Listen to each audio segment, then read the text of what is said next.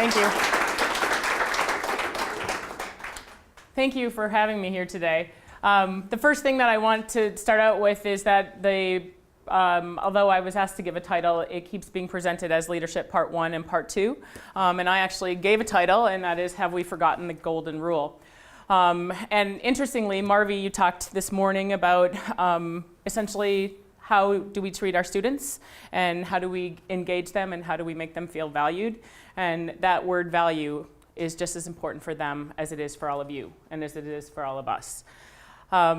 In our last presentation with Julian, you talked about the golden rule as well, and I'm talking about it from simply that point of view of treat others as you want to be treated. And sometimes I go through my daily life and I think, what happened to this? I can't tell you how many times I go to walk through a door that someone else has walked through and lets it slam, as opposed to the mere gesture of holding their hand to hold the door. Some things like this. And so sometimes in our daily life that has become life at the speed of a nanosecond. It's almost like we've forgotten what civility is. Now, we all come from different places and things like that. And where this is ultimately coming from, and some of you, when you first looked at this, might have looked at this and went, love? She's talking about love? What does this have to do with leadership? Like, this could be really touchy-feely. This could be soft skills stuff. I'm not sure I'm into this. And the reality is, the soft skills impact the hard skills. And the soft skills impact the bottom line. And the bottom line is well, we all need to have a healthy organization. So you might think this is touchy-feely, but we need to have a healthy organization, and we need to want to work here, and we need to want. We all have probably the exact same goal, regardless of what company we work in, regardless of what country we come from. We really have one goal. As employees, we want an efficient, productive, and engaged workforce. Can anyone disagree with that? As employees, we want to be efficient, productive, and engaged. Anyone disagree with that? That's the goal. How many of us have worked in environments where that happens consistently? Couple. I saw two. I saw two hands, and they didn't go very high. Okay? So that's ultimately where I'm going to talk about today. The thing is that people think, and especially managers and leaders think, that people leave their jobs because of money. It's very rare. People leave their jobs. In order to leave your job, there's a big emotional commitment to that. So there's a big emotional commitment to finally say, I'm really going to leave. And at some point in our careers, how much more money are we really going to make anyway? I mean, money that's in the long term, how much more money are we really going to make from when we get to a certain point in our careers? Okay? Now I realize if we're 20 years old, that might be different than if we're 40 years old or 50 years old or what have you. But people don't leave their jobs because of money. In fact, let me give you a few statistics. In the United States, there was a recent survey done by Gallup that said 13% of employees feel engaged in their jobs. 13% feel engaged in their jobs. People don't leave their jobs because of money. Here's another statistic. According to the United States Bureau of Labor, 65% of employees say, 65% of employees say in the last year, no one has recognized them in any way, let alone said thank you. 65% of people in the last 12 months have said, no one has said thank you. No one has recognized what I have done. No one has recognized that I am even here. I just read a really funny article. Gosh, where did it come from? It was someone in Italy. This was hysterical. Someone in Italy literally did not show up for work for 7 years. And no one noticed. This gentleman worked for the city, some city in Italy, and no one noticed that he hadn't been there for 7 years. And I thought, 7 years, okay? Okay. They were still actually paying him. That's the best part. This guy had, I don't know, maybe we all should take, that's a different story. All right, now here's another interesting thing. 85% of organizations have some sort of a recognition program. Do we have a recognition program here? Of some sort? Some sort of a recognition program, okay? Sorry, I'm putting you on the spot here, Jeremy. All right. 85% of organizations have some sort of a recognition program. 51% of managers think they do a good job in recognizing their employees, 17% of us as employees say their managers do a good job. There's a disconnect here. There's a disconnect here, okay? That's what we're ultimately talking about today. That's what we're ultimately talking about. Now, most of you actually took the profile. Some of our people who are here who are from other places who came in for this in terms of faculty have not taken it, so I hope you will take it, so please write this down because you'll find this quite interesting.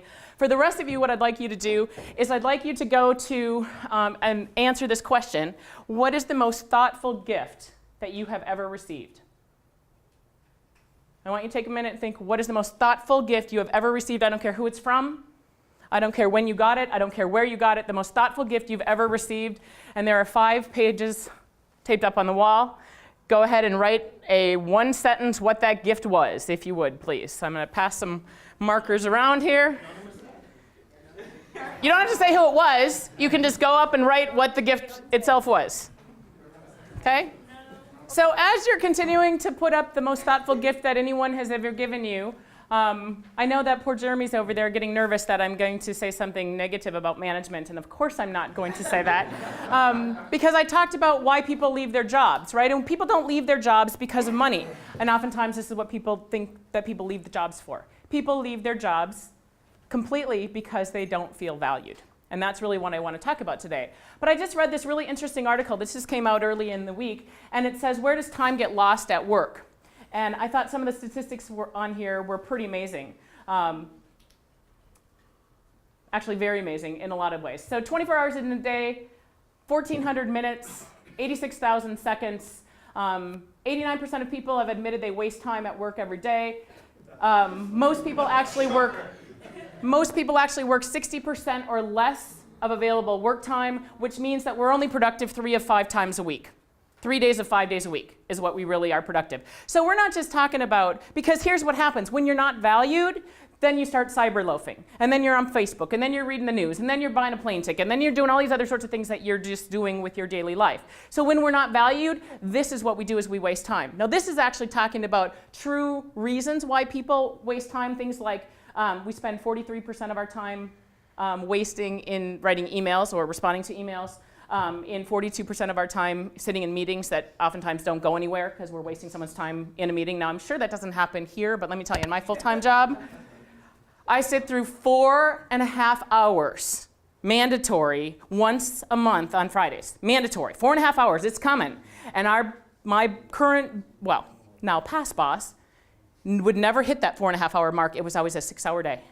I could guarantee it was going to be a 6-hour day, and I can guarantee I wouldn't write one note, and there wasn't going to be one thing that he couldn't have sent me in an update, make sure you're aware of this, or send me the form, or what have you, okay? Browsing online, 21%, commuting, procrastination, things like this. So this isn't just about why people leave their jobs. This is about what are people doing when they don't feel valued. Because when people don't feel valued, they don't feel creative. They don't feel productive. They don't want to engage. They don't want to collaborate. They don't want to reach out to other people and have great discussions. So there's a whole lot more to this in terms of how do we ultimately appreciate people. Now, has everybody got their thing up on the most thoughtful gift they've gotten? Yes.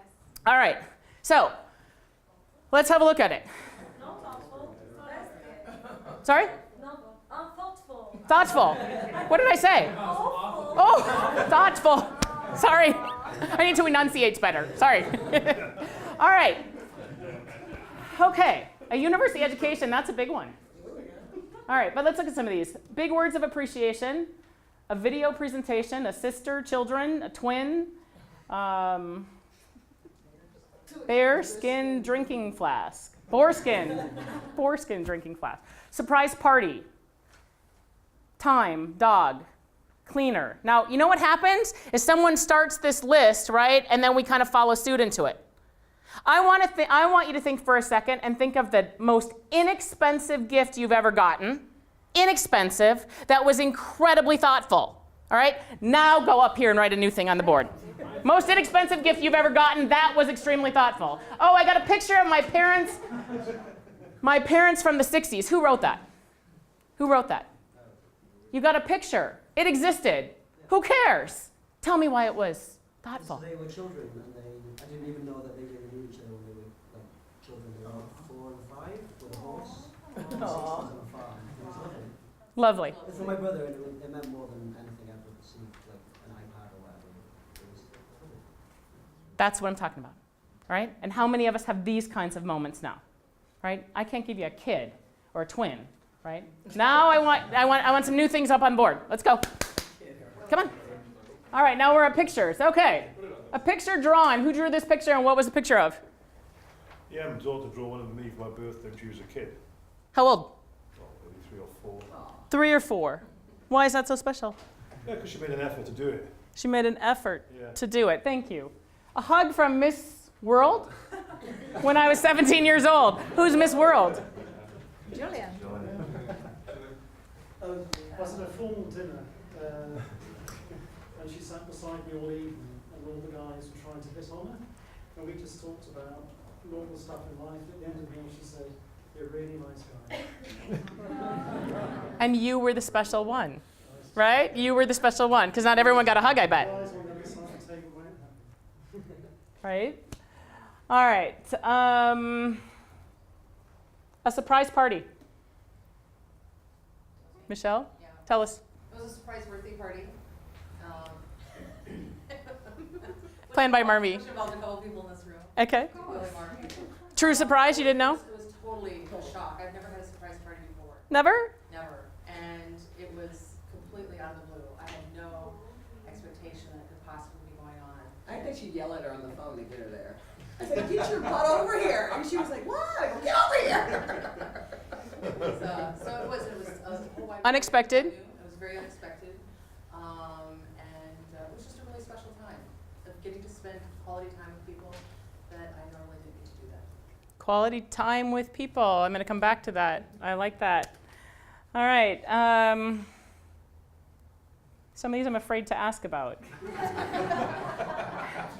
If we had time, we'd go through all of them. Unfortunately, we don't have time to go through all of them. My favorite book in limited edition, gold binding, personalized message. The message was free. Somehow, the fact that the message was free is written in a different color. I have a feeling this is the important part. Whose is this? Tell me about the message. It was beautiful, but I won't go into details. Oh, but look at, you're almost in tears telling us. No. Yeah, no. Why? Just tell us the why was it so beautiful. Can you do that? Or are you going to give us a tear? And that's okay. That's really helpful. Cry. It was really kind and meaningful. Really kind and meaningful. To this day, how long ago was this? 2 or 3 years ago. 2 or 3 years ago, and yet the emotion is right there. The emotion's right there. The emotion part is important. Do you want to marry me? A heart cookie. That's an easy one. Who got the cookie? Why is a cookie important? It was on my desk this morning. It was shaped like a heart. It was for Manka. All those ones are circles. Mine was Look a at heart. Best morning ever. best morning ever. Yeah, it was needed. It was needed. It was needed. Listen to the language that we're using here. A card with a heartfelt, honest message. Who wrote that? I won't ask you to give us the message, but tell us why. Are you going to give us a tear as well? It should. It's actually more cards than one. In high school, we had this thing that we did at the end of the year, and we do encouragement notes, and I have all of them that were written to me, and that was really nice because now I can look back, and just read them over. And you do that. Yeah, I Yeah. do. Yeah. It's a little box. Listen to what she said. Yeah, I do. So you were very convincing on you do. And the whole box, not just one, you read the whole box, right? My point to this is very often some of the things that we hold near and dear to us, minus people, right? Because of course people are near and dear to us, or I hope they are, right? The things that we hold near to us are actually very inexpensive, if not free. You know, a mere cookie and it made your day, Yeah. right? Right? A surprise party when you'd never had one before, right? So this is my point to all this. It doesn't have to be expensive, but people need to feel valued. And the problem is even though there are 85% of companies out there have a recognition program, the problem is that, excuse me, Marvy, I know you teach HR, but recognition programs have missed the mark. And the programs are there, but they've missed the mark. And part of the reason for missing the mark is because very often what we do when we recognize someone is we get them in front of the room like this and we say, "Congratulations, Andrea, you did whatever." 30 to 40% of you would be mortified if we asked you to stand up here. So now you're mortified when we're trying to recognize you and give you what we think we're doing a good thing, and in fact, it actually misses the mark. There's some other great stories of simple things like, the guy who got the free parking space for a month. Well, that's great, except he rode his bicycle to work every day. Right? So I'm glad you recognized me for the free parking space, but what am I going to do with a free parking space, right? Or sometimes they're just so trivial, okay? So the person who's recognizing you, you're going, yeah, you're saying all this stuff, but you couldn't pick me out of a lineup if you had to, right? Because you don't really know who I am. So great that this person from way on top is recognizing me, but the reality is this person doesn't even know who I am. So unfortunately, our recognition programs have missed the mark. And part of the reason that they've missed the mark is because they don't get into an individualized valuing of people. So you've all taken, or most of you, sorry for our faculty today, have taken the profile and you have an idea of what your language is. And the reality is most of us have two. Most of us have a primary and a secondary. And I'm going to show you a little bit of video along the way right now. So let me talk about the difference between recognition and appreciation, which we're going to hear Paul White and Gary Chapman hopefully talk about in a second here in video. But recognition is monitoring and rewarding performance. And that's a good thing. I mean, I'm not saying that it's not important. We want people to perform. We want them to follow policies and procedures. We want them to answer the phone properly. So all things that are absolutely important.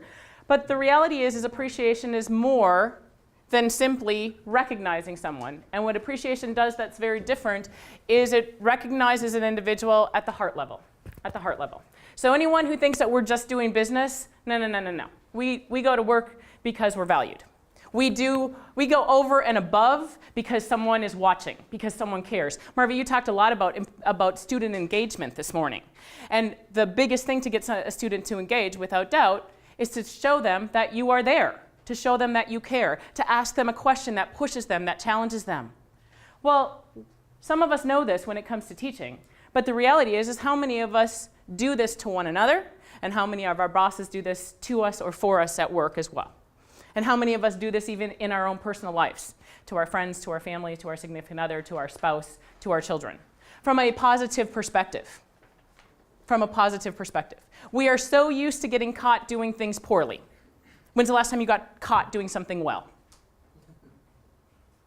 Oh, I'm seeing some giggles and I'm not seeing one person move. When's the last time you got caught doing something well? You got a cookie at least this morning, so someone acknowledged you did something well, right? Fantastic. And you know what? Fantastic on you for recognizing him and for doing that, for appreciating him in that way. Made your day, right? But we're really good at catching people. Marvin, you said this morning as well. People love to sit behind their emails and their keyboards and say all kinds of absolute nastiness. But how often do they sit behind their keyboards and say something really, really nice? Like I was telling you, I stay in a lot of hotels, work, and subpar service. We all know it. We see it. We feel it. We work in it. But I was at a DoubleTree recently in LA, and I'm writing a letter because it's the best service I've had in my life. Even the GM was walking around, his name's Tom, by the way, and he comes up and introduces himself. Hi, I'm Tom. I'm the GM. A lady in the elevator told me, I said something, she goes, oh, I'll fix it. I'm like, I didn't even know you worked here. But everybody there, and I think it trickles down from him. Because he is so out there and appreciative and good job. The bartender, the waitress, the housekeeping, everybody. But they never get a nice letter. They just get a crappy letter when something bad happens. Right. I'm missing a nice letter. Right. And how often do we get that? We don't get that. Most people don't get that. And the reality is it doesn't take very long, and it doesn't take very much, and it doesn't have to be expensive, because as I asked you for things that we actually can give, I can't give you a twin or a child or what have you, but that surprise birthday party, that photo from the 1960s to see your parents as children, that cookie on your desk, that card or that inscription in your book that brought tears to your eyes still to this day. Look at it, and even as I talk about it, she's getting teary-eyed again, right? That's how important that sort of stuff is. Because emotion, my newest thing, my degree is in leadership, but my newest thing, and it's an obsession really, is neurology and how the brain ultimately works. And very interestingly, are we still working on this video? We're not that. Okay. Very interestingly, see, I can ad-lib about all sorts of things. But very interestingly, what we're learning about what the brain does do and doesn't do in terms of, functional MRIs and things like this, is that where trust and distrust comes from in the brain are two different places. If I trust you, I think from here. And this is the prefrontal cortex. This is the rational brain. This is higher coping skills. This is the ability to say, Marvy, you just hurt my feelings, but we're friends and I trust you and I know you didn't mean it, so can we talk about what you just said to me? If I don't trust her, I think from here. And what this is this is the amygdala. And the amygdala is the part of our brain that is absolutely reactive. This is fight, flight, or freeze, or in modern day society, appease.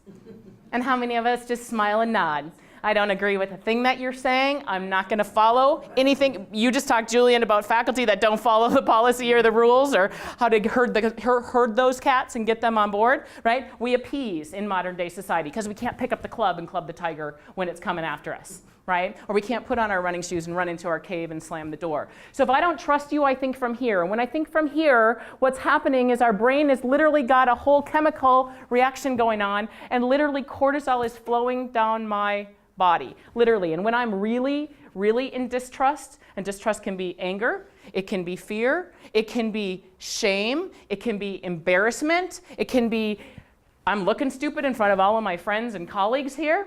And when that's happening, cortisol is running down my body. And I can feel it sometimes. Like, I'm so aware of this now that I can feel it. And I can feel the tension. And I can feel the heart palpitations or the stomach knot or whatever it might ultimately be for each one of us. And when that happens, then that means I automatically respond from, unless I can be really good, and I read this stuff every day and I study this stuff every day, but sometimes I just want to pick up that club and club the tiger, right? And I don't care what your reaction is, but what have I just done now to our relationship in the long term, right? So if I don't trust you, so we think that trust isn't important. I mean, I think about movies. I think about, what was that movie? You've Got Mail. This is old now. Tom Hanks and Meg Ryan. Right? And she has the little bookstore, and he's the big bookstore, and he comes in, and his bookstore overrides her bookstore, and her bookstore goes out of business. And he says to her, it's not personal, it's just business. Come on, people, it's all personal. It's all personal. And so this whole idea of where do we think from in the brain, here's another really interesting thing about that. The limbic brain is where feeling and emotion comes from. The limbic brain is where feeling and emotion comes from. And I have a hard time with this, and I'm gonna tell you I have a hard time with this, so you might as well. 2/3 of our lives, this is research, this is not an Andreaism. I'll tell you when it's an Andreaism. 2/3 of our lives are spent unconscious. And I had to read that, and I had to reread that, and I had to think about it. I'm like, no, I'm an academic, so of course I'm always thinking from here, and I'm very intellectual, and I'm very bright, and blah, blah, blah, and all this other thing. And I'm like, okay, so as I read on and I try to think about this, I'm like, all right, let's think about your morning. Let's think about your morning routine from the time you roll out of bed till the time you get to work. My morning routine is that I roll out of bed. Is this going to happen? We're going to have to roll without the TV. Hire the audiovisual technologist. All right, so. I didn't even have my club today. All right. So it's the time I roll out of bed. So my morning routine is I roll out of bed, I hit the hot water to make the coffee, I go do the bathroom sorts of things that you do in there. I come back, I get the coffee, and I sit down and I read. It's my 1 hour a day for me that I read. Because if I don't read for me first thing in the morning, it's never going to happen. Do not turn that email on first thing. Do not, because you won't get anything else done. And then, okay, then ding, the timer goes off, and now I got to go to the gym. So I drive to the gym, and I go to the gym, and I don't want to be there. Really, do I have to work out today? Okay, fine. I get there, I do it. Okay, now I'm feeling good. I come home, I shower. I do this.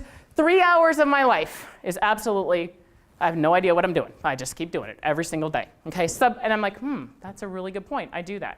How many of us, when we come home, whatever the routine is, it could be picking the kids up from daycare or from school or what have you and making dinner, and how much of that is completely without thought process, you're just doing it. And of course, how many of us at the same time are sitting here doing this, right? Well, the kids are screaming at us or, need our attention, or the spouse needs our attention, and we're sitting there doing this. You're not there, okay? You're not there. You're absolutely not there. You can't be there because the brain cannot multitask. The brain is physically incapable of multitasking unless one of those things is very, very rote. You can do the dishes and have a conversation. Literally, we can't even sit in the car and have a conversation with the person next to us if the conversation gets intense. Because now we're not paying attention to driving. And if you think you are, you know what the brain does? The brain redraws the lines in the road. I'm not kidding you. Brain redraws the lines in the road. So you think that the line is, whichever side you're driving on, right? I know as I look at different people, some of you are from the UK, so your line's on the opposite side of, You know, right? So, but the brain will redraw the line and you think it's there, and in actuality you're driving on the other side of the road. Okay? So 2/3 of our lives are spent unconscious. The limbic brain, the feeling and emotion, has made the decision long before the rational brain can kick in. And in order for the rational brain to kick in, it's got to be able to formulate thought, let alone put words to that thought. So the reality is once we get to that point that we've formulated the thought and put words to that thought, all we've done is what we've already justified because the feeling and emotion has already played a role.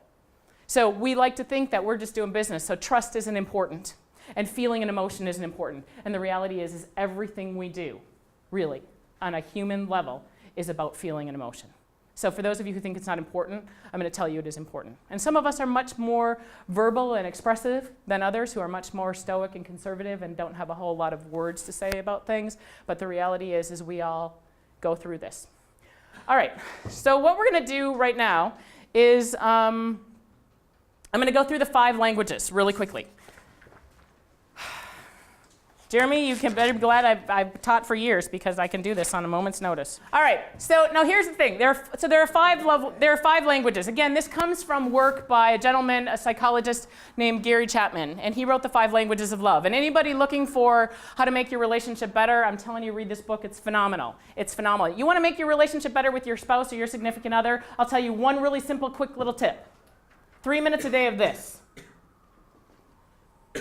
3 minutes a day of this. I'm not kidding you. You want to have a closer relationship with your significant other or your spouse? Spend 3 minutes a day looking them in the eyes. And how often do we do that? Let me ask you this. How many of you are laying in bed with your significant other with your phone in hand? I like how you say significant other. Just the other one. How's that? All right. But how many of us these days are sleeping with our phones and not looking our person who's lying next to us in the eye, right? And how often do we go an entire day or an entire week and never truly have a hug when we can actually go in that person's arms? And then we wonder why by the end of the week we're annoyed at each other, okay? So that's what this is all based on. So Paul Chapman came along. And Paul Chapman is an organizational behavior kind of a guy. And he said, you know, this is some interesting stuff, this love language thing, but you know, that love thing in the corporate environment, in the work environment, it just doesn't resonate. People are going to think that we're crazy. And so Paul Chapman came along and said, how do we convert this language into a work sort of environment? And as I look through some of the things up here, that underneath the university education is big words of appreciation. Who wrote that? And the word big is in all capital letters. Who wrote big words of appreciation? No, no one wants to admit it. I think it was him. Oh, he left us. I think it was Ronnie, this guy, yeah. Did you write big words of appreciation? Come on in and tell us. Come on in and tell us.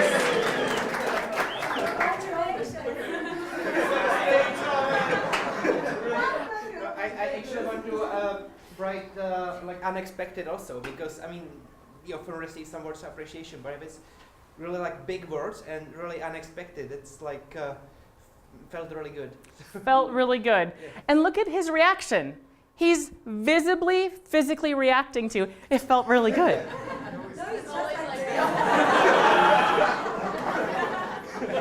But you think he's like that, now watch.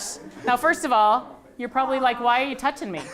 He might be standing here going, why is she touching me? Right? Or, depending on the person, they might be going, oh, good, she's touching me, I'll touch her back. Depending on the person. My point to this is we all have a different language, thank you.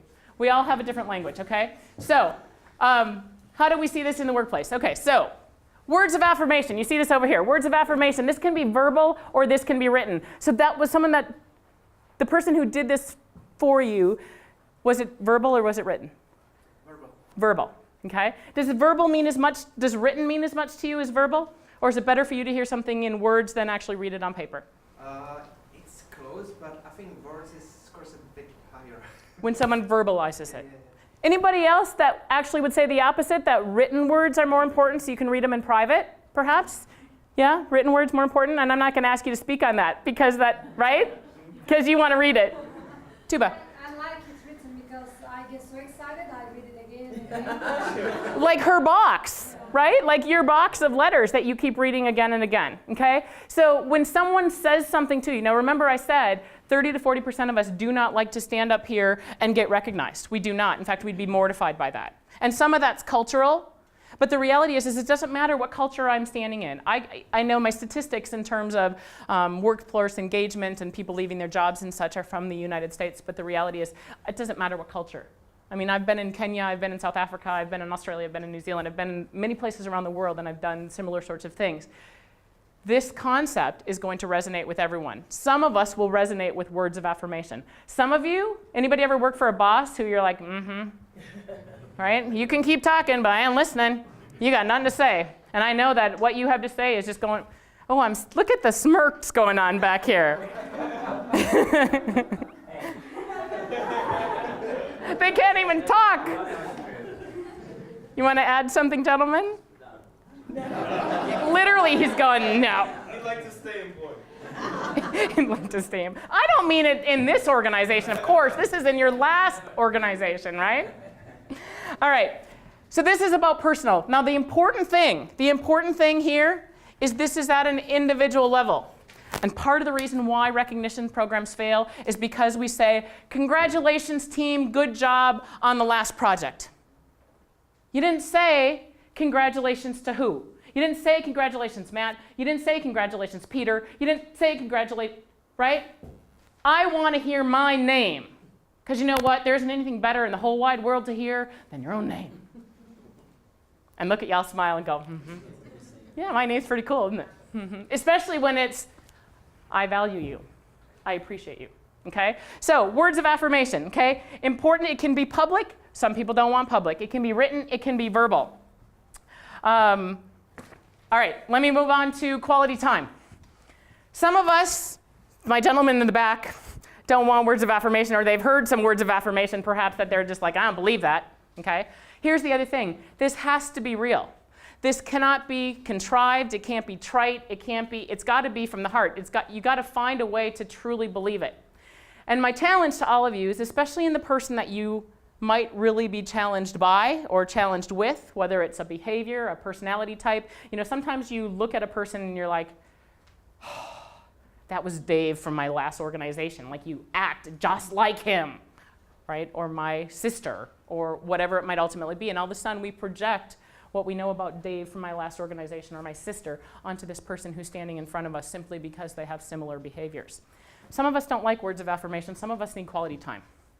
Some of us need quality time. Now, I'm going to tell you one of my terrible habits. As much as I said the brain doesn't multitask, I get stuff done, I get it done fast. I know there are people in this room that get stuff done and they get it done fast and they make a lot of things happen at the exact same time. So we like to think we're multitaskers. The brain doesn't multitask. It does switch, switch, switch, switch, switch, switch, switch. Switch is very fast, very, very fast. In that actuality, you're all office workers. Do you know that on average you get interrupted 30 times an hour? 30 times an hour. And when you get interrupted, it can take anywhere from 7 to 16 minutes to go back to your original thought. In other words, we never have a full thought because we're constantly being interrupted, which is why I say do not turn that email on first thing in the morning. You want to get a project done or you want to get a thought process done, then you can't have anything else on. Because when you've got you're making decisions. Every time you open an email, you have to make a decision. To read it, to keep it, to delete it, to do something with it, to answer. You've got to make a decision. And the reality is our decision-making abilities and our willpower to that depletes throughout the day the more that we have to do this. Some of us like quality time. So here's my worst thing. You'll come in my office, when I had an office. Remember, I'm homeless now. And here I am, working away. Hi, nice to see you, Tuba. Welcome, what can I do for you? Oh wait, phone's ringing. Yep, hello, yep. Yeah, Tuba, what is it you need? Right? And I'm doing 3 things at once. How many people have I just truly, truly cheesed off by that kind of behavior? I came in to speak to you and you can't put the phone down. You can't get your fingers off the keyboard. You can't look at me. You can't focus on me. I'm not saying spend 15 hours. I'm not saying spend the weekend. But the reality is, when someone comes in, and for people who value quality time, this is look me in the eye. I asked you how many of you are doing this when you're lying next to your partner or your spouse, right? And you wonder why your relationship isn't so good, right? Because your spouse wants this, is what your spouse wants, right? Well, they might want something else too, but you got to get to right. That's a different presentation. Quality time. This doesn't mean hours and hours. This could mean going to lunch, though. This could mean having a real conversation. I did a training recently, and I had a regional director of HR who went into different hotels, and she talked about this hotel that had an engineering department. The gentleman who worked in the engineering department had been there for years, 30 years or something like that, and they went from having satisfaction scores in the high 90s to the low single digits. And how did that happen when the people hadn't changed? People hadn't changed. The department's exactly still the same. What changed was the general manager. And the old general manager used to come in once a week or once every 2 weeks and just sit and have a cup of coffee. And let's just talk. Not about anything, not about you did this wrong or this needs to be fixed or any of that sort of stuff. Let's just have a conversation. And when the HR manager found this out and told the new GM said, okay, I can do that. I can bring the coffee in and we'll have a chat. Guess what? Their satisfaction scores went back up into the high 90s again.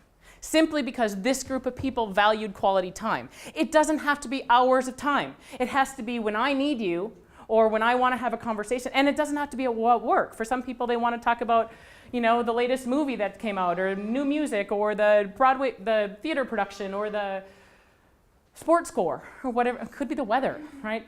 Some people just need to know that you are truly listening. Eye contact, ear contact. Eye contact, ear contact. Quality time. Some of us, I'm gonna blame this one on some of the wives or female in a partnership out there. How many of you, if he would simply fold the laundry? Oh, I heard some laughter. Rachel's going to lose it on this. Oh, Rachel, you're an acts of service lady, aren't you? Right?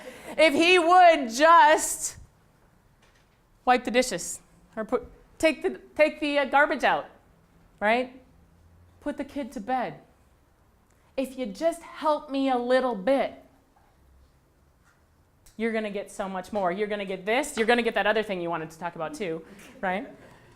Right? I need a little help. I need a little help. Now, the problem with acts of service in a work environment, though, is you got to make sure when you ask someone, can I help you? You got to, first of all, two things. You got to give them how much time you have to help. I've got an extra 30 minutes in my day. I've got an extra 15 minutes. I've got an extra 2 hours. Because if you say, I'm willing to help you, and you show up for 10 minutes and then you're out the door, oh, now I'm even more cheesed off. Why'd you even bother to ask in the first place? Right? How can I help? I have some extra time. This is how much time I have. What can I do? Now, here's another thing. We all do things very, very differently.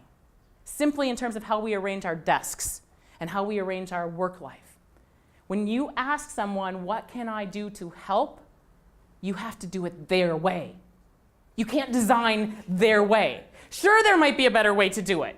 Sure, it might be more efficient. Sure, you can do the dishes in a completely different way and it works for you, but you got to do it their way. So when you ask someone, what can I do to help? I'd like to help you. You have to do it their way. So ask them how much time you have and ask them how they want it done.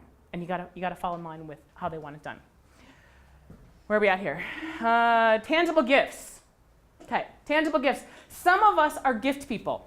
Some of us to receive a gift. Now, some of you talked about some gifts over here. Anyone want to bring? Now, my woman who had the book with the inscription, which was more important, the book or the inscription? The inscription. All right, who's gotten a gift that really meant something? Well, you said the picture, right? Now, was it the picture or was it the thought behind the picture? That's hard. Yeah, it's a thought. I don't know, both. Yes. Both. Anybody can say something. You talked about the picture that your 3-year-old drew for you? Yeah. Right? Okay? So for some of us, that's a gift. Some of us do really, really good at gift giving. Some of you travel all around the world and you bring back really cool things from really amazing places. You ever done that and given it to someone, they went, oh, cool, thanks. Or you never see them use it again. Or if it's whatever it is, it's not out and you're like, why did I bother to waste my time? I used to travel the world, bring back really great stuff from different countries to my family, and they all sort of went, eh. So then I felt bad. But they're not gift people. They're not gift people. Some of you are gift people. Now, how do you give gifts in an office environment? Doesn't have to be big. The cookie, right? All back to the cookie. It's back to the cookie.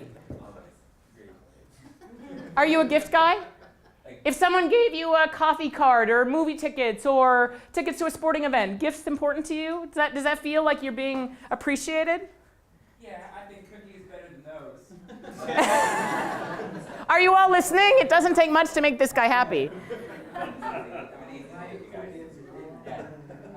And the reality is food is one of the best things to give in a work environment, without doubt. People will do backflips for food. Julian, you come from hospitality, for gosh sakes, right? People will do backflips for food at work. I used to take chocolate to work regularly. We're talking Swiss Expensive, chocolate. 65 packets. It can be expensive. It doesn't have to be, right? That one cookie didn't have to cost a lot of money, but it can be, right? It can go either way. So some of us, it's not just the gift. It's the thought that goes into it. It wasn't just the picture. It's the thought that you're. That's what it's all about, yeah. Yeah. So you see the message behind this is it's not just whether it's the words or the gift or the time, or the service. It's the thought that you want to value me. And this is how I want to be valued. In order for us to work in a diverse environment, I could stand up here and I could talk about culture and ethnicity and language and all that kind of stuff. And the bottom line is, this is the bottom line. These 5 things are the bottom line. And it doesn't matter who we are or where we come from. This is the bottom line. Now, that one on the back is the tough one in a work environment. And let me tell you, having lived in California for 10 years, I know anyone in California, Marvy, as an HR person, is going to get a little nervous too, leaving California right now too. Because whatever federal law we have in the United States, California trumps it. And what happens is I would be working in California, living in California, and then I would go somewhere else. Like I'd go to Australia, or I'd go to Switzerland.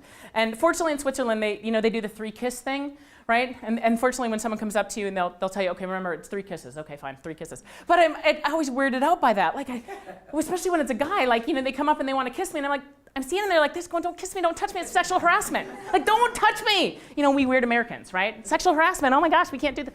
But you know what, there is physical touch in an environment. There is physical touch in a work environment, right? Tuba, you talked to me this morning about, now watch.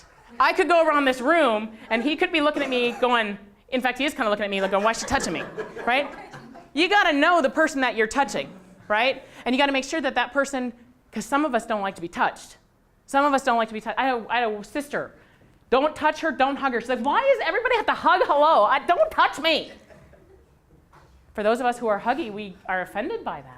But some of us don't like to be touched. There are a lot of touches that can happen in a workplace. It can be a high five. It can be a handshake. It can be a hug. It can be a fist bump, right? There are a variety of physical touches. And for some people, that kind of physical touch is very, very important. Now, you talked about that other thing, laying in bed when you shouldn't have been reading your phone and doing something else, right? Now, that's a whole different level of physical touch. But in a personal environment, that partner or that spouse environment, physical touch doesn't necessarily mean sexual intimacy. It means simply intimacy in terms of being close, in terms of touching one another, not necessarily in a inappropriate for this discussion way. Right? Okay? So these are the 5 things. So what I want you to do now is, first of all, raise your hands if your primary language, based on your profile, is words of affirmation. Okay? Raise your hand if your primary language is quality time. Okay? Acts of service? Okay? Tangible gifts? And physical touch. And often that happens. We didn't have one person in physical touch because we get weirded out by that in the work environment. But the reality is, for some of us, and Tuba, you're a perfect example. Come up here, Tuba, because it's not going to embarrass her to bring her up here. I wouldn't do this just to anybody, but I know that she's gonna be okay with this because Tuba happens to be a physical touch kind of a person in some ways, right? So if I go like this to her, or I stand here like this, be you. Take a deep breath. Right? Did you see what she just did to me? She just did this to me, right? And it's very rare when I see Tuba that I think she thinks I'm a cat. Do you know what I do? My chefs that when they're working really hard and it's so busy, I go around the chefs and I just do like this. All my chefs. And as long as your chefs are, thank you. As long as your chefs are okay with that. As long as you're okay with it. And she's okay with it, and we don't end up in some, oh my gosh, this is sexual harassment kind of thing, then we're okay with it. All right, what I want you to do, your primary language, go to your go to your sheet. So everybody stand up and go to your sheet. And where's my markers? I'm on the words of affirmation. Hey, Marvi, you want to move you guys down a little bit so you have some more space? That'd be great, thanks. All right, what I want you to do is I want you to talk about, in a work environment now, what do these things mean for you? So tell me about a time that someone did this thing, this language for you, and tell me about how you want to be appreciated based on this thing. So I want you to have small group conversation. Actually, some of these groups are larger than others. In fact, is this all words of affirmation here? Yeah. Okay, I'm going to break you into two groups just because you guys are so big. So if you would stand, words of affirmation people, for your primary language.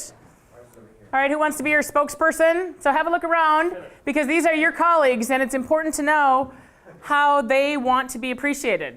Because what we're going to find out here is if you speak to someone or attempt to appreciate them in something that's not their language, they aren't going to respond to you to the point that they could even get annoyed with you and feel this is completely contrite, kind of like some of these recognition programs that we've had. So who wants to be our verbal spokesperson in terms of what you wrote and what's important up here? I'll do it. Thank you. Appreciate it. Well done, Natalia.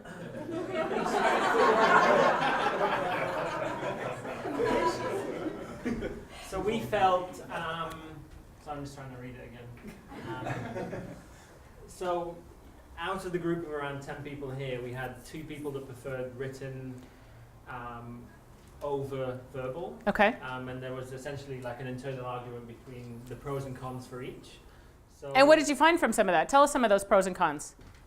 So some of the pros on written is that you take longer to think about what you write, and then as a result, you're almost sure that the person means it because they normally read over it before they send it in an email or et cetera, so it's kind of more thought through. Okay.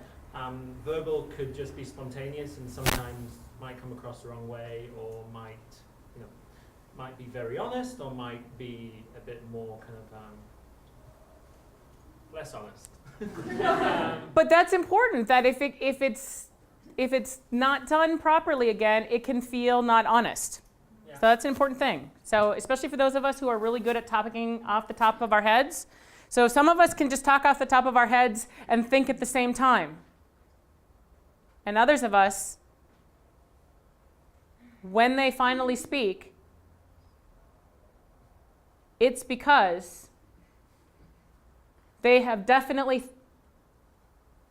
thought through every word they plan to say, right? So us verbal diarrhea people have to be really cautious. I'm a verbal diarrhea person, if you hadn't guessed. Yeah, and some people said that writing almost feels slightly closer to an act of service because you actually go and do something and think about it. You write, but that's still good point. more of a task. I've never heard that. Yeah, I think that's it. But I like this.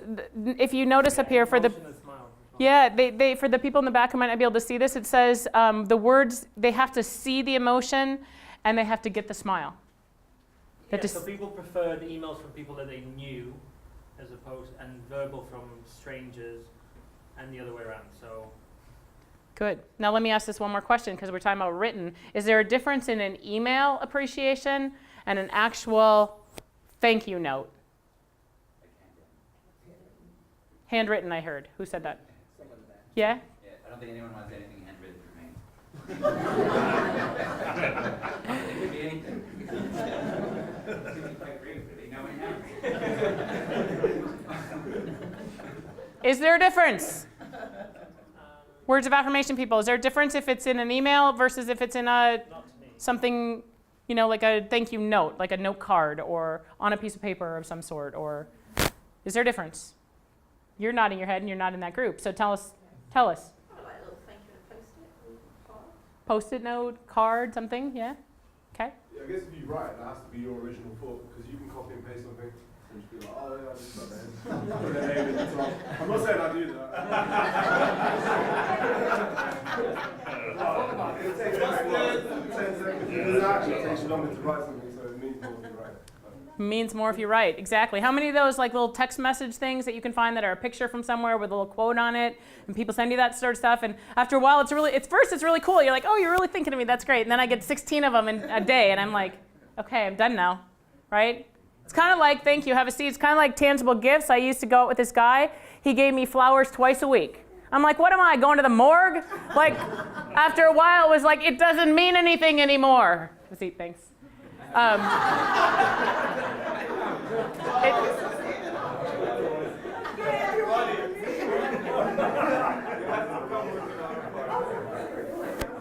The longer it takes, the more appreciated it is. It's like time is the one thing. Hold that thought till they come back.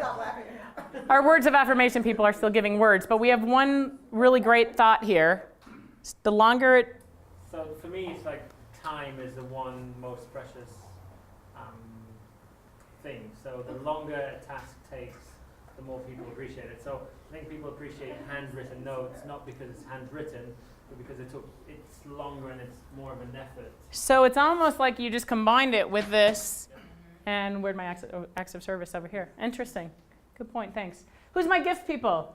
Gift people, if you'd stand. Now, I just told you that boyfriend who gave me flowers twice a week, I didn't care how beautiful they were. It was like, stop already. This means absolutely nothing. And I would say that to him after a while. I'm like, why are you giving me these? I don't care. Doesn't mean a thing to me. Now, this is important. You have to speak someone's language, because our primary language communicates more deeply to us than any of the other languages. And some of you might be challenging yourself, is what I want at home from my spouse or my partner or my family different than what I want in a work environment? You just said yes to that. You want to tell us about that? Yeah, I actually read the book, The 5 Languages of Love, a few years ago, and I took the test for my personal love life, and I discovered taking this appreciation test that my love language is totally different to my appreciations language. I am like quality time and touches in my love life, and I am acts of service and what else? Word of affirmation in my professional life. In your professional life. That was really interesting. Right, because sometimes who we are in different environments brings out different parts of our personalities. Thank you. It doesn't mean that I have multiple personalities. No, and it doesn't mean that you have multiple personalities. Not at all.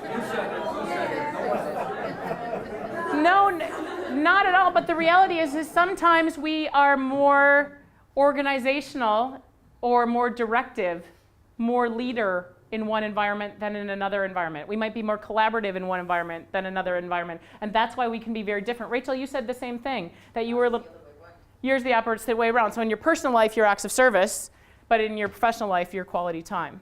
Okay, so this is important. So gift people, tell us, what did you learn about what you like, and what gifts have you liked to receive? If someone would be your spokesperson. Generally, summer stuff.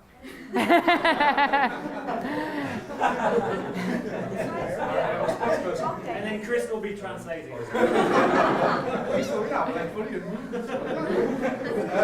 Yeah, so basically all sort of tangible gifts such as food, money, holidays, like spontaneously or rewarding, and also to encourage. Somebody has really terrible handwriting.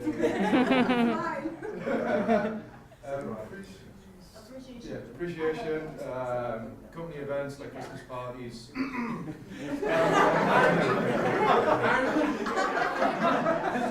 And you know, that's an interesting thing. We're giggling at that, but that's an interesting thing, because the last thing, with all due respect, I want to do is hang out with my colleagues in a personal environment. Like, really? I got to go to work Monday through Friday with you all? I am not hanging out on Friday night or Saturday, and yet for some of us, that's an important thing to do, and that's a really desired. And it could be happy hour, it could be the company picnic, it ultimately depends on, right? But good, continue on. Anything else? Alcohol, banana bread. Oh, now we're getting specific. Money, parking, value for money. Yes, I wrote actually value for money, because at the workspace, more expensive gifts you get, actually more you are valued, right? So if it's my idea. Okay. If let's say someone does really a good job, you know, and you want to give them an object, and you know that this person will like it, so they would prefer a trip, right? Mhm. Or, I don't know, a luxury brand or something like that, yeah? And like that, you actually can differentiate that person from the rest. And like that, the rest can see they can get there.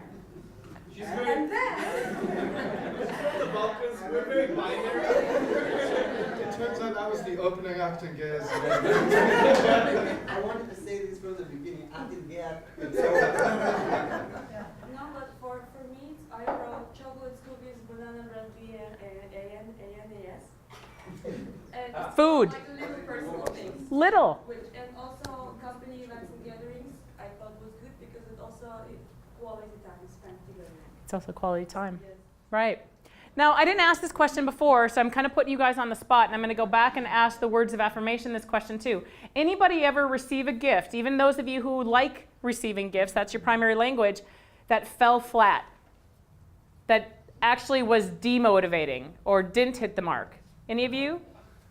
Tuba. I want to give an example for the company event. I actually show myself working on a company event, so I don't think it's unfair for me to spend my day off on the company event. So it's really not matter for me. When there's a company event, I am on the road working, so it doesn't take off my day off. Right, it actually causes you more work. And they don't really realize that this is actually not motivating me. Mm. If it was, I would really run to there on my day off, happily. But there actually is like a kind of work for me as well. I just put myself on the road.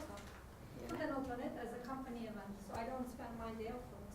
And that's what's important for us to understand, that what can be extremely motivating for one is extremely demotivating for another person. So thank you. Any other thoughts? Those of you gift people who received a gift that actually fell short, fell flat, didn't feel good? we needed to receive a gift in order to feel You didn't get the gift, is that what you're saying? All right, but those of us who are not gift people, that this is not important for, can receive a gift very often and have it be like, why are you giving it? Like me and the flowers from the... That's right. That's right, exactly. Have a seat. Thanks. Words of affirmation. How about you, words of affirmation people? Any time you received words, or whether they be verbal or written, that you thought they fell flat, fell short, was actually demotivating? Sincere. Yeah. Didn't seem sincere? You can tell when it's insincere, yeah, like that. Thanks for the hard work, guys. Yeah, thanks for the hard work, guys. Good job, team. Right? And yet this is what we think is so wonderful, and yet it very often, it has to be authentic. It has to be genuine. Yeah, exactly. And if they don't know, if they're saying thanks for something, they have no idea what went into it at all. They're just saying that because someone told them at the management conference to say thank you all the time. Right. And that can be just like, oh, gosh, you don't even know what happened. Right. Yeah. And you'd be better off not saying anything. Yeah. Yeah. Exactly. Quality time people. Who's my quality time people? Who's your spokesperson? You like meetings, guys. Thanks, Peter. Yeah, so I thought it was quality time in the workplace. And basically, there were two groups, you could say, within our group. One group said quality time for me means when I have a discussion with my boss about work content, and he or she says, for instance, well done, very pleased, or you have an issue about work. You go to your boss and you have a short, concise discussion and a solution. So these people, this part of the group was very much work-related in terms of quality time. And the other part of the group was more about personal discussion, about, did you see the game yesterday, Right. about hobbies, about what you did in the weekend. Mm-hmm. And, I think Julian used the word the doctor's round. It's like a doctor taking the pulse, not only about the patient's state, physical state, but also taking the pulse about how are you feeling, and I think it's not a coincidence actually. It's also the more experienced, older people in the group. They were more interested in the personal chat, while the younger people were more interested in the work-related. Oh, that's an interesting observation. Yeah. Very interesting observation. Anytime anyone fell flat, got quality time, and you're like, really? Why are you wasting my time? Got it? Go away. Any time that happened? Anybody? Then it's actually an oxymoron, because it's not really quality. Because it's not quality time, exactly. But it could be conceived, so kind of your doctor's round as, oh, you're checking up on me, perhaps. No, it No? was always played by one-to-one or a small group of people, and the introduction to the group was either work-based started and then moved to personal, or the other way around. And people started to talk to you in another way that you could then go perhaps into the development of themselves and what the institution was doing, and they give you feedback about all sorts of stuff that if you did a full business questionnaire, you wouldn't get those answers. Sure. So you always knew what was going on. Sure. And there were breakthrough moments. I had a member of faculty who was being particularly difficult. No one knew what the problem was, and then he actually said, I've got problems, I can't get my wife pregnant. Thank you for sharing. I'm not trying to do that. What it was, that was a long time ago, it was actually to do with mineral balance. And the guy went, yeah, mineral balance. So they went to the doctors a fortnight later, and his wife was diagnosed as having an imbalance in minerals in the body. 6 months later, she had twins. Well, look at that. So that was a different kind of doctor than a PhD.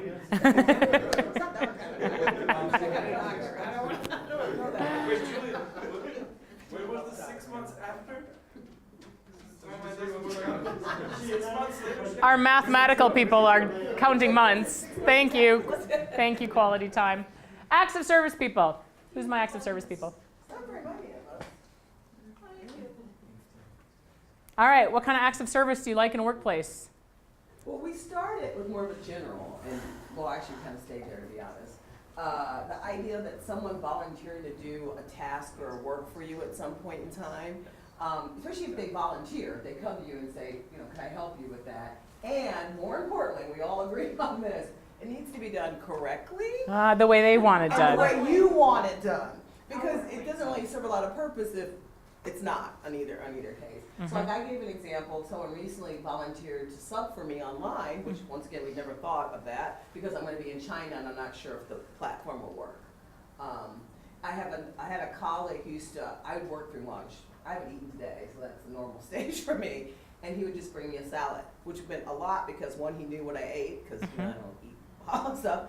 And two, that he would just bring it and say, you need to eat. Keep working, but you need to eat. And he would drop it off and leave. And so you saw that as an extra service, and yet part of it could be viewed as the time that he took to do it, as well as the gift that he bought the salad. Yeah. Oh yeah, because I didn't pay him back or anything. It was definitely a gift.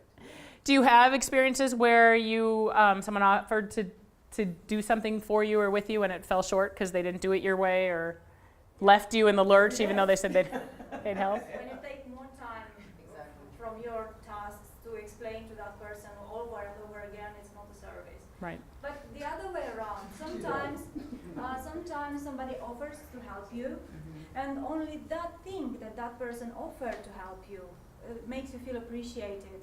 Even if you don't take that help, because you might realize that you don't need it. Like Ian offers to help me a lot, many times. So sometimes I ask him for help.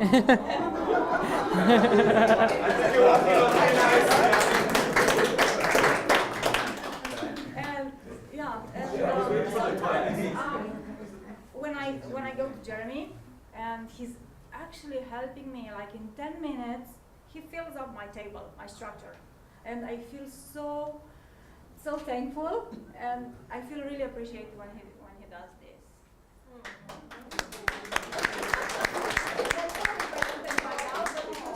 Someone's pushing for a promotion.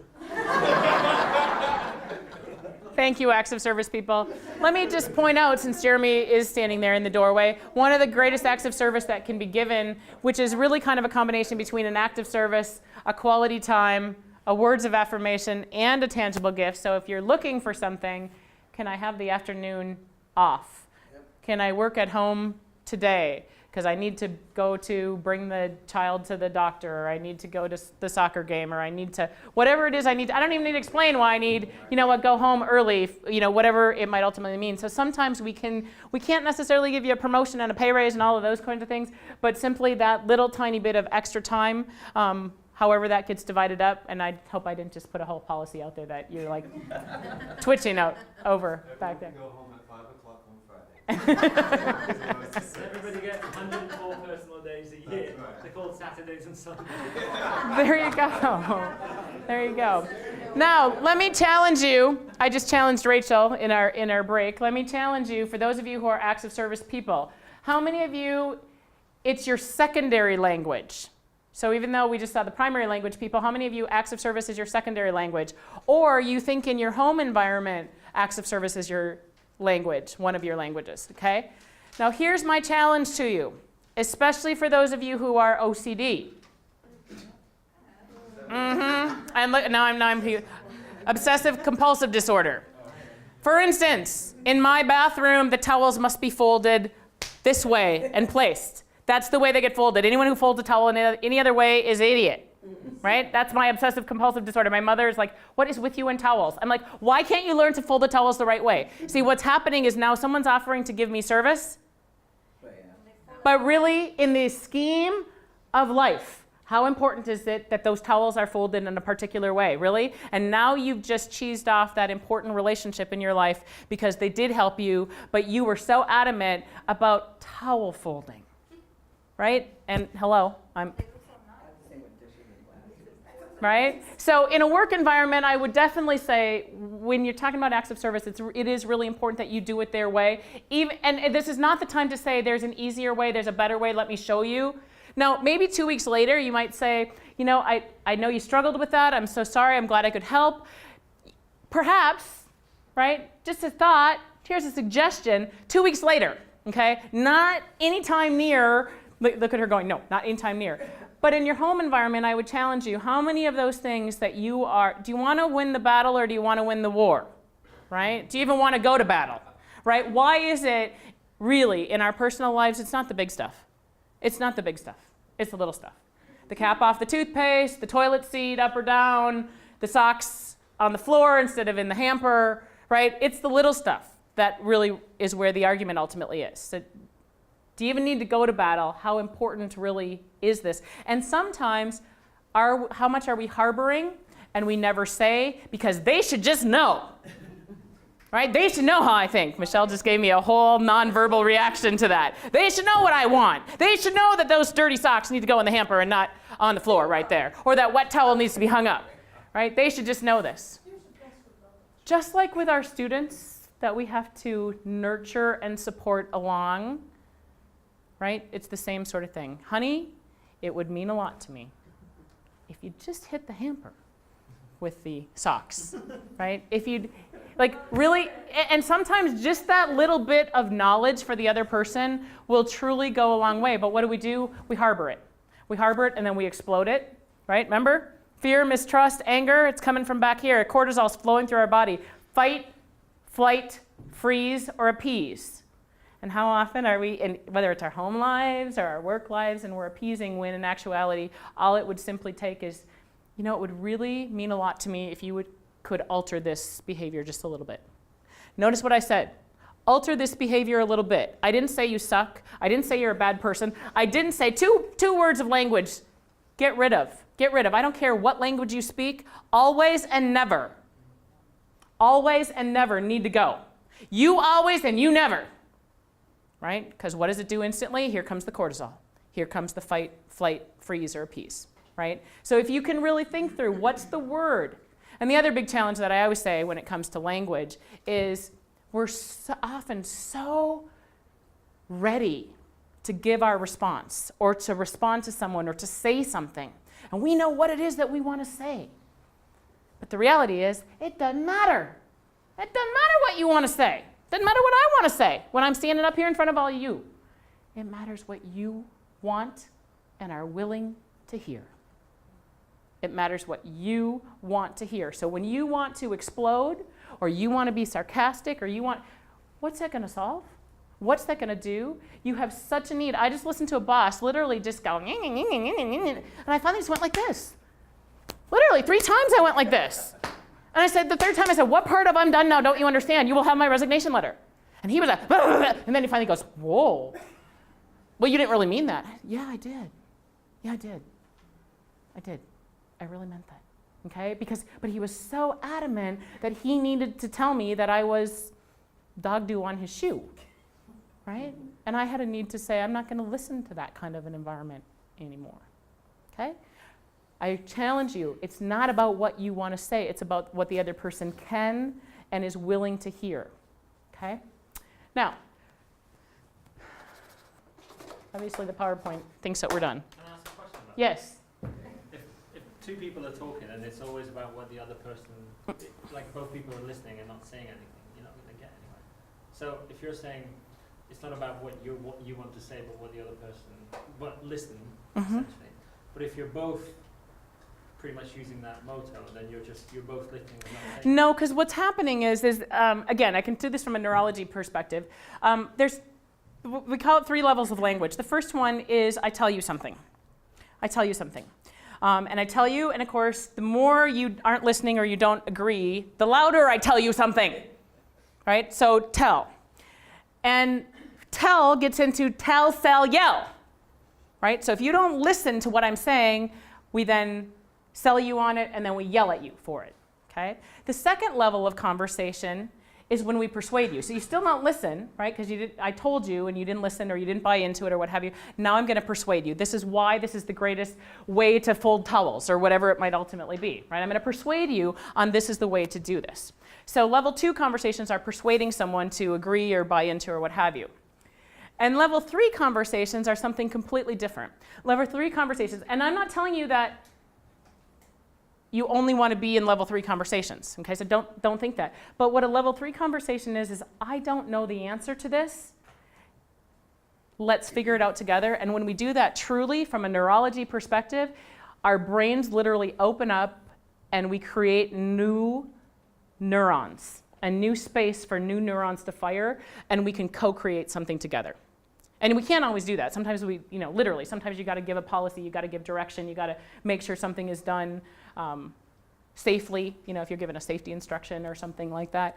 But the reality is when we say, I don't know the answer, let's co-create it together, literally our entire brain will change. And we will open up and we will say, right, but how many of us are really willing to co-create and find an answer that we don't already know without going back to that level 2 of persuasion? Well, let me really kind of manipulate you or coach you or whatever kind of word, we can go from coach to manipulation to motivation or what have you, when we might have an idea of what it is that we really want to ultimately do it. Did that answer your question? Sure. A little bit better? Okay.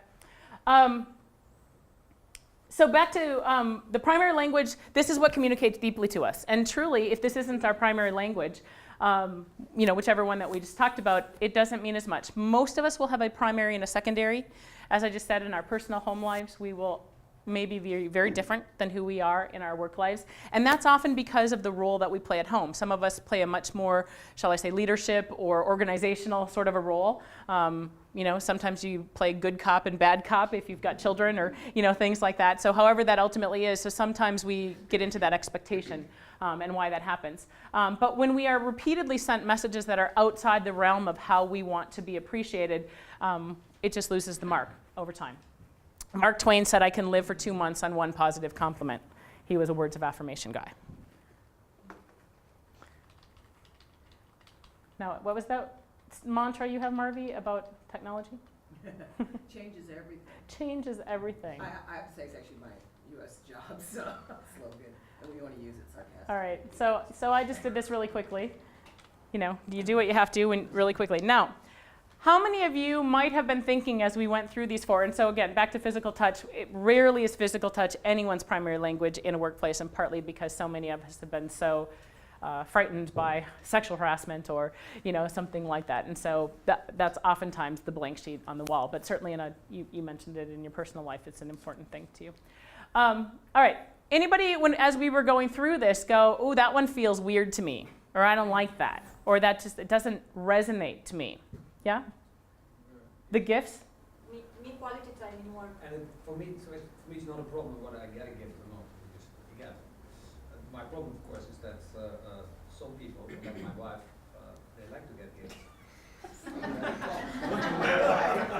I always forget some people. I always forget. No.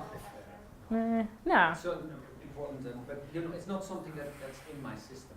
Because I don't really care that much about gifts, and you tend to forget that other people who actually appreciate it very And that's what I want to tell you. How many of you in your profile, you saw which one is your least preferred language? Remember your least preferred language when you did the profile? Did it tell you this? Yeah? Or you could certainly figure it out from what we talked about. That least preferred language, which I'm going to guess, Peter, is your gifts, right? That one typically feels uncomfortable to us. And like you say, it's not important to me, so I don't really do it. I know I have to because my wife expects it, but, right? So your least preferred language is going to feel, for some of you, really uncomfortable. Or you just literally don't care, and because you don't care, you don't pay attention to it. But this is where it becomes really important. That's why I really went through these and had you all come up with, what do these things mean for you in the workplace? Because as some people were talking, I'm sure you felt like, really, that's important to you? That cookie on your desk this morning was important to you? Really? You know, some of you might even have gone so far as to add an evaluative, judgmental comment to that, like, a cookie is all it takes? Really? Right? But yeah, that was really important. So I encourage you to think through what's your least preferred language, and then really try to think through the people on your team, what's their primary language, what's their secondary language, what's their least preferred. And frankly, I would tell you, go home and do the same thing, right? Because your people in your home life will very, very greatly. Now that you know this, Peter, about your wife, and you recognize that, I'm going to tell you, right? I'm going to tell you that can become really, really important. But the bottom line is that least preferred language is often, we might even find it weird to do, and it feels like, oh, this is an effort. I don't like giving gifts. It's not important, or whatever it means. I don't spend the time thinking, what would she really like me to bring back from, I'm on this trip, or whatever it ultimately is. So what I'm going to say to you is acknowledge that least preferred language. Know that it's out there. Know that it just doesn't resonate to you, but it does resonate to other people. And then make a plan for it. Okay, so here's what I want you all to do. I want you to, we don't have paper in here, do we? Okay, so what I want you to do is I want you to go through, in fact, let's move into online faculty and then other departments. Jeremy, you sent me the hierarchy. Can you help me out here about how, or can you all just figure this out? Who are your department people, which I think there's like 5 in the biggest department, or 6. Move into your department and into small groups based on your functional area. All right, if I can have your attention again for just a minute longer. One is, let's just summarize where we've been and what's really important. This is probably the key to all of this, is first of all, it has to be authentic. Whatever you do to appreciate someone, it has to be genuine, or don't do it. And for some of us, especially if that our least preferred language is something that someone else really needs, it's going to feel awkward at first. Do it anyway, work through the awkwardness, and work through those relational rough spots that might occur because of it. Really, really important. This is not a one and done thing.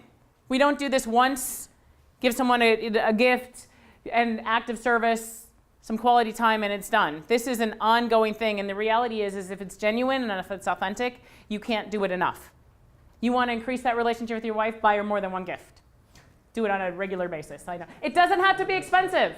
It doesn't have to be expensive, and this is what I can't emphasize enough either. It doesn't have to be expensive. It doesn't have to be long. It doesn't have to be War and Peace length. It can be short as long as it's authentic and it's real. That inscription is still bringing tears to your eyes. You're still reading that box full of letters, right? It doesn't have to be long. It has to be authentic and it has to be genuine. And this is not a one and done thing. I encourage all of you to put this on a calendar for 2 weeks' time from now and revisit it with your functional area. Revisit it and have a discussion about it. Now, there's some things that can happen that can cause barriers to having it be authentic. Internally, we can have too high of expectations. And part of this expectation thing, kind of like that OCD thing when someone's trying to help us, but they don't do it our way, right? Especially in a home environment, our expectations are too high. Better yet, did you ever communicate those expectations? Did you ever tell someone, this is how I prefer to be? This is what you can do for me. This would mean the world to me. I know you don't care if you leave the socks on the floor, but it would make all the difference in the world. And let me tell you what I'll do for you if you pick up your socks. It could be that thing we're talking about, but that's a whole different story. Right? The reality is we might have personality conflicts. we might have personality conflicts, and how many times when we have personality conflicts, is it because we have an expectation, something that hasn't been communicated? We had one initial situation and it's been blown up ever since. We don't have enough information on a lot of things. So some reasons why authentic appreciation can be difficult internally. Externally, someone just might be going through a really bad day. You're trying to give words of affirmation, and the reality is they've got a whole, they're trying to get pregnant. That was a really great example, right? And you're sort of like, what do I do with that, right? So you had a mineral discussion, good on you. It can be people just aren't trained, they just don't realize, they don't really hear sometimes, and certainly on the psychology side of this, the true love side of this, when people really understand whether it's gifts, and thank you for, I'm coming back to you since you said it, but I'm sure all of us are thinking about a person in our lives that we might not have communicated appreciation in the way that they needed to hear it. They just don't understand it. And then sometimes it's lack of accountability. You say you want to appreciate me, yet you do nothing in my appreciation language. And of course, without doubt, we can use this negatively too, right? It could be used harmfully against us.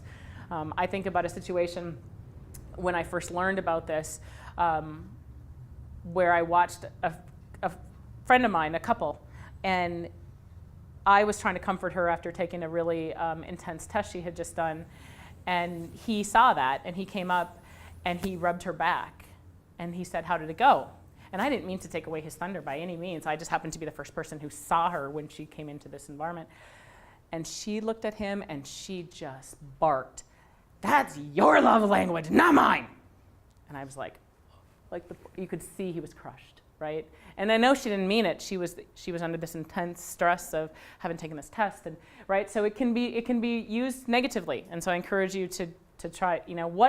What is it the other person needs to hear, as opposed to what is it you want to say, right? So I encourage you to think through some of those kinds of things. I'll leave you on a couple of quotes here. And what I want to say is that recognition is what a person does, whereas appreciation is who a person is. And that's the biggest definition, who a person is. And when we are valued for who we are and what we contribute, and we all contribute something very, very different, even though we all may do the same job, the reality is we all contribute something very, very different. And as you said, the reality is this isn't exactly the golden rule of do unto others as you would have them do unto you. Do unto others as they need you to do, right? As they need you to do, so they feel valued. And explain that to people of what you need to feel valued as well. So it's not just about, right, because you give them what you need, that's not necessarily what they need. Thank you.